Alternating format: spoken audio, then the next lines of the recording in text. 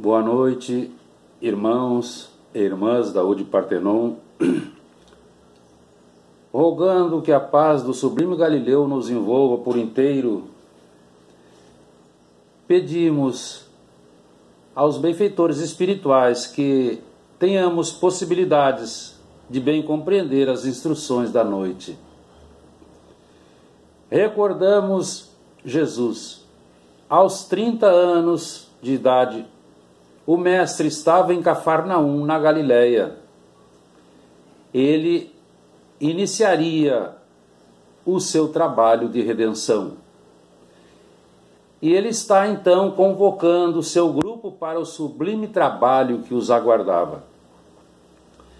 Ele, ao passar pela coletoria de impostos da época, encontra Levi, filho de Alfeu, e vai convidá-lo dizendo apenas: segue-me.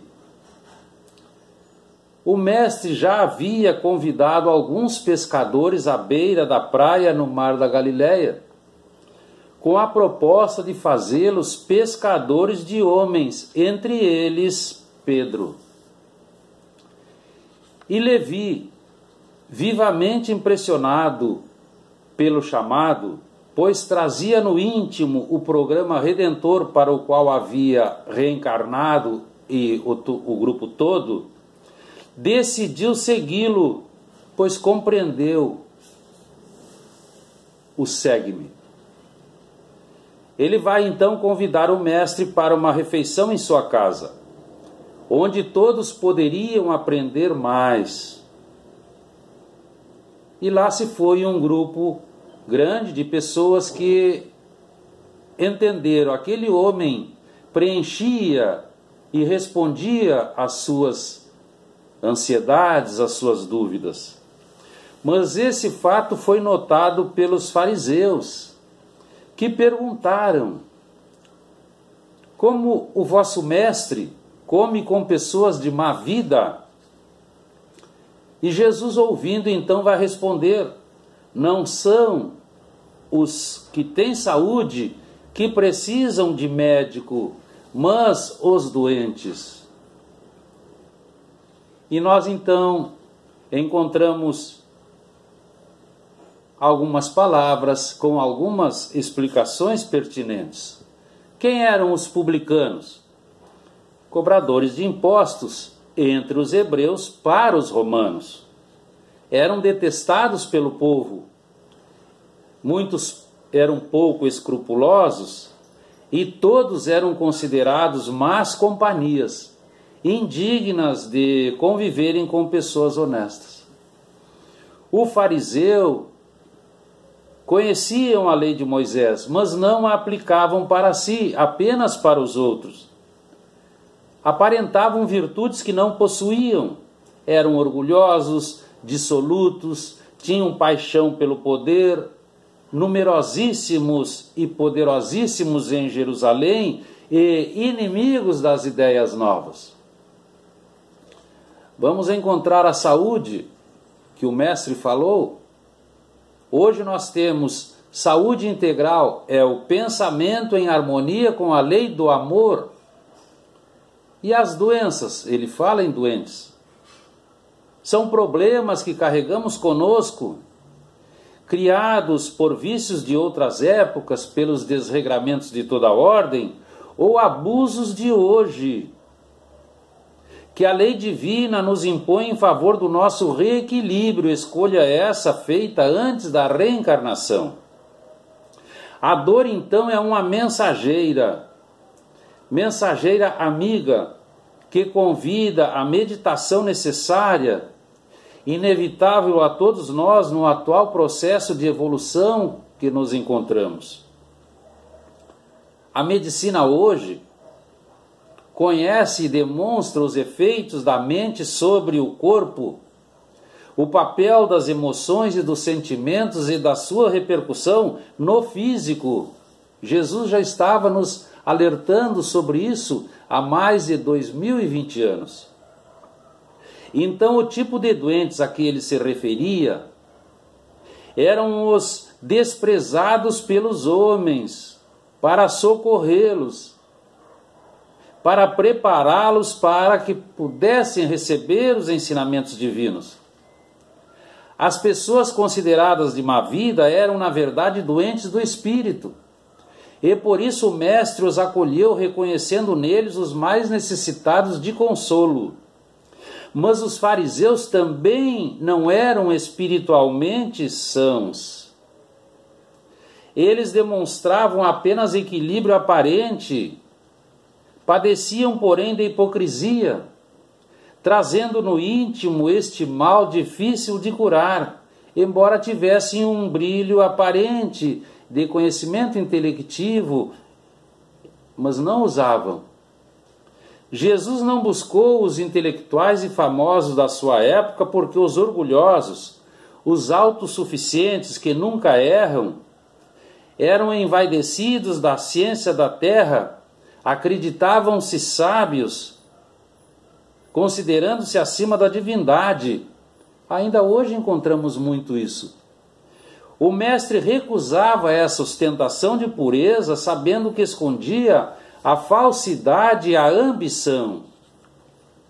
Normalmente as pessoas que sofrem encontram-se com os sentimentos dispostos a aceitar as orientações do Evangelho.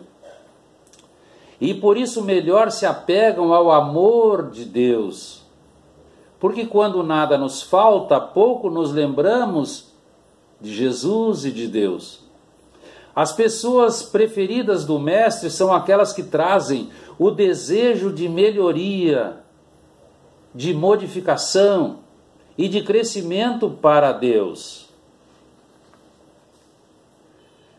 Na Boa Nova nós temos uma coleção de receitas ensinadas por ele com vistas à terapia do espírito. Alguns itens: fazer aos outros o que desejaríamos que os outros nos fizessem, utilizar sempre a paciência, humilhar-se para ser exaltado, amar os inimigos, perdoar sempre, orar pelos que nos caluniam, negar-se, tomar a cruz e seguir ao Mestre. Em Bordeaux, 1861, encontramos no Evangelho segundo o Espiritismo uma mensagem: o Espírito de verdade nos diz: sou o grande médico das almas e venho trazer-vos o remédio que vos há de curar. Os fracos, os sofredores, os enfermos são os meus filhos prediletos. Vinde a mim todos vós que sofreis.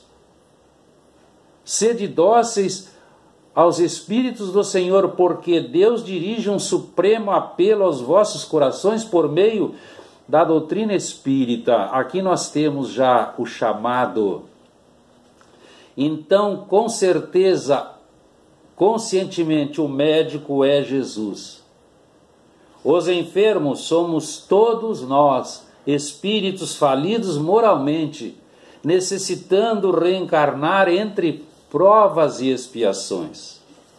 Então surge uma conclusão: as doenças e a saúde são construções nossas, e ninguém é vítima de nada senão de si mesmo, das suas próprias decisões, das suas próprias escolhas equivocadas, daquilo que decide e determina em sua reencarnação.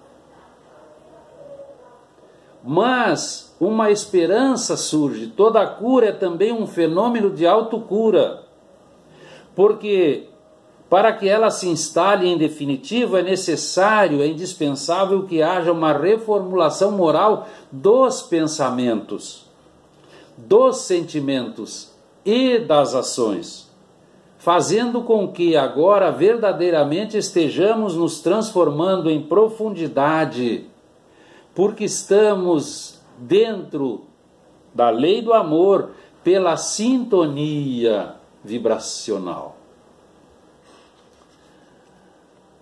A doutrina espírita nos traz essa possibilidade de entender a nossa vida e tudo o que nos cerca. A condição de intermediário, essa possibilidade de trabalho, que nós entendemos e conhecemos como mediunidade, é possível a todos, para que todos levem a todas as camadas da sociedade a luz do conhecimento espiritual. Um título maravilhoso e intrigante que Allan Kardec coloca no Evangelho segundo o Espiritismo está nos dizendo: não colocar a candeia sob o alqueire. Candeia é um lampião. O alqueire, medida agrária, mas também pode ser um vaso. Não devemos esconder o lampião que produz luz, luminosidade, debaixo ou dentro de um vaso. Antes nós devemos colocar esse lampião, digamos assim, a luz, em lugar elevado para que ilumine todos os que estão dentro da casa e também sirva de referência para os que estão chegando de fora da casa. Porque nesse caso o mestre nos traz a candeia, o lampião, mas é a luz, o conhecimento. E a doutrina dos Espíritos nos traz esse conhecimento ampliado dos ditos do mestre Galileu. Então não há mais como pretextar desconhecimento da lei de Deus.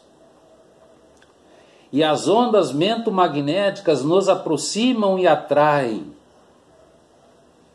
Então, o mestre nos dizia: vigiai e orai. Primeiro vigiai vós os vossos pensamentos. Nós precisamos saber o que nós pensamos. E orai pelos que vos perseguem e caluniam. É o perdoa sempre.